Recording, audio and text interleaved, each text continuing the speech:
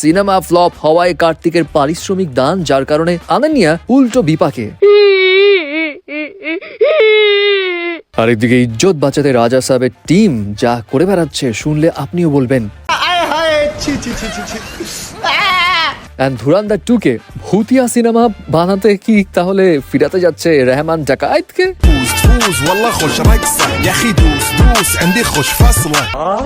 এবার আসি কার্তিক আরিয়ানের কাছে। কার্তিক এবং আনান্যার তু মেরি মেতেরা এই সিনেমার তো অবস্থা যাচ্ছে তাই। 1 মাসের মধ্যে মাত্র 49 কোটি রুপি কামিয়েছে, প্রডিউসার 100 কোটি রুপি লস খেয়েছে এবং এই লসের খাতা দেখে কার্তিকের মন একদম কেন্দ্রে উঠেছে এবং সে নাকি তার পারিশ্রমিকের 15 কোটি রুপি দান করে দিয়েছে। অপরদিকে এই খবর আসার পর অনেকেই বলছে আনান্যারও তো উচিত, ওও তো একের পর এক ফ্লপ দিয়ে যাচ্ছে, ও কেন টাকা দিচ্ছে না? ভাই ও চাঙ্কি পান্টের মেয়ে, ও কেমনে টাকা দিবে?